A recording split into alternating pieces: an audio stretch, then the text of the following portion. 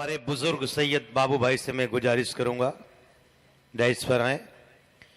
दोस्तों, आज का ये शानदार जलसा भारत रत्न मौलाना अबुल कलाम आजाद साहब की यादगार में एकता फोरम मुंबई सिटी के चेयरमैन आली जनाब निजामुद्दीन राइन साहब की जानिब से किया जा रहा है। आज से नहीं, हम तो 20 साल से कह रहे हैं कि है आंखों का तारा निजामुद्दीन राइन, हम सबका दुलारा निजामुद्दीन राइन। चली आंधियां लाख तूफान आए पर हिम्मत न हारा निजामुद्दीन राइन। एक बार तालियां हो जाएं तो अच्छा लगेगा। कौम के लिए, समाज के लिए इतना बेहतरीन काम किया है। मैं 92 से देखते चला रहा हूं दोस्तों। बाकी बातें हमारे बड़े भाई साहब। अस्सलामु अलैकुम व रहमतुल्लाहि व बरकात।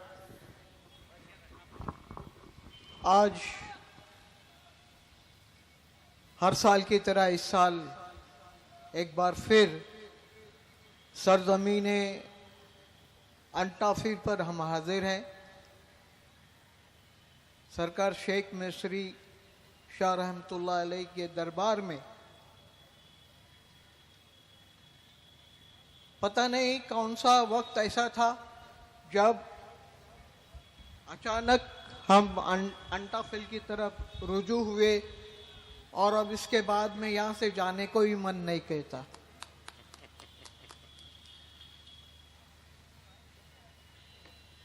एकता फोरम मुंबई, इसकी बुनियाद ऐसे लम्हात में डाली गई जबकि आज जो पूरे देश में हालात हैं उस हालात से भी बदतर हालात हमने देखा।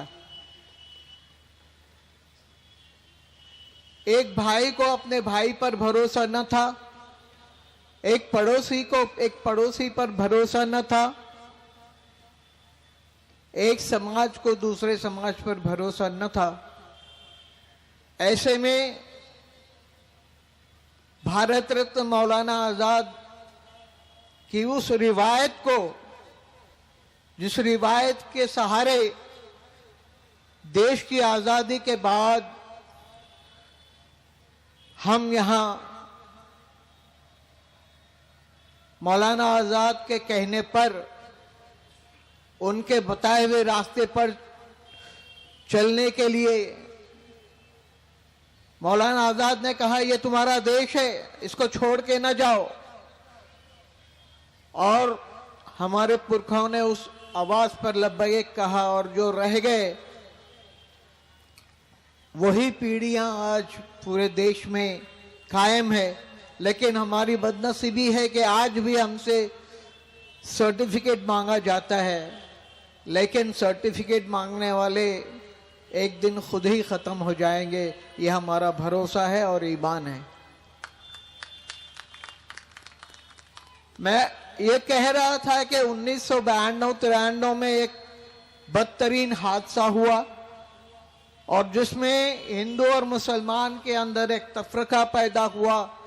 पड़ोसी के ऊपर भरोसा नहीं करता था। 92-93 का वो बदतरीन हादसा, उसके अंदर एक भरोसा जगाने के लिए हम सबके रहबर और रहनुमा जनाब निजामुद्दीन राइन साहब और उनके हम जैसे कार्यकर्ता, उनके कहने पर एकता फोरम मुंबई की बुनियाद डाली।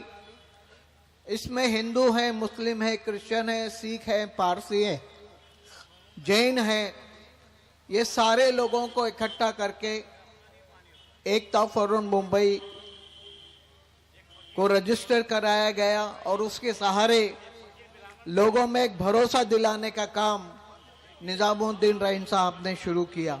और अल्हम्दुलिल्लाह आज 22 साल लगातार इस तंजीम के जरिए, इस कमेटी के जरिए, इस ऑर्गेनाइजेशन के जरिए हम ये देख रहे हैं कि एकता फोरम मुंबई जो भी प्रोग्राम करती है, जो भी मकसद लेके लोगों के सामने आती है, फिर वो बच्चों की तालीम क्यों ना हो, लोगों की बीमारियां क्यों ना हो, किसी भी किस्म की तकलीफ क्यों ना हो, उन तमाम चीज़ों को हल करने की कोशिश एकता फोरम बम्बई करती है।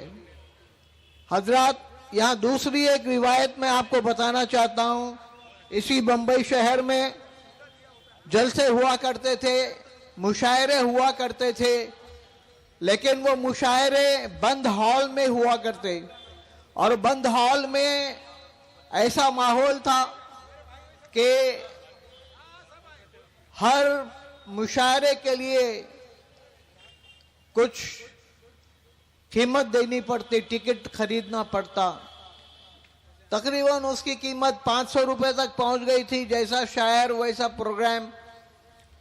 और लोगों में एक ऐसी वो थी तड़प कि काश के हम पैसा हमारे जेब में होता और इस प्रोग्राम को देखते।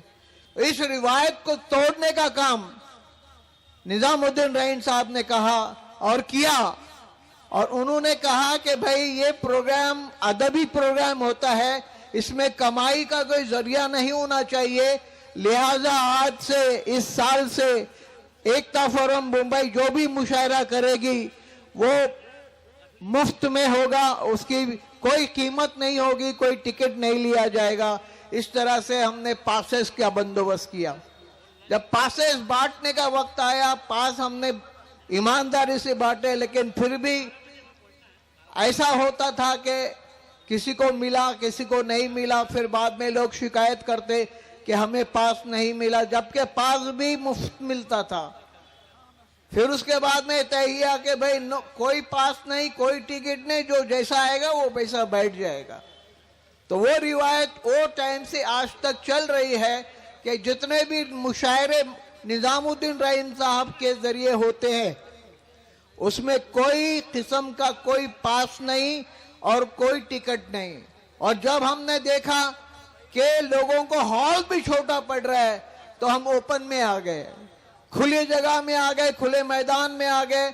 और खुले मैदान में वो तमाम हमारे मुल्क के जो बड़े से बड़े शायर हैं उनको हमने इकट्ठा करने की कोशिश की। अल्हम्दुलिल्लाह आज हम 22वें साल में हैं और आज का मुशायरा 22वां मुशायरा आपके खिदमत में पेश करने के लिए मुंबई की एक 22 साल पुरानी तंजीम जिसका नाम एकता फोरम बम्बई आपकी खिदमत में हाजिर था कि आज 22वें साल में एकता फोरम बम्बई अपना मुशायरा आपकी खिदमत में पेश करने के लिए हमारे देश के बहुत ही नामवर शायरों को इकट्ठा करने की एक कोशिश की है।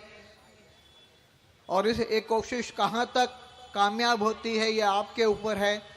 आपसे मेरी गुजारिश रहेगी कि जो इतने भी खाली कुर्सियां हैं उस पर आप बैठ जाएं, और ये बैठकर सुनने का होता है। देखने के लिए तो पीछे स्क्रीन है, लेकिन यहाँ सुनना बड़ा मजा आता है। और ये अदबी मुशायरा है, कोई नाच गाना स्टेज पर नकल करना, हंसी मजाक नहीं है। हम उर्दू और हिंदी शायरी को उस जगह पहुंचाना चाहते हैं जहां उसका मकाम है, और उसमें हम आप लोगों की बिना पर, आप लोगों के मदद से हम ये काम करना चाहते हैं। मैं आए हुए तमाम हजरात का शुक्रिया अदा करता हूं।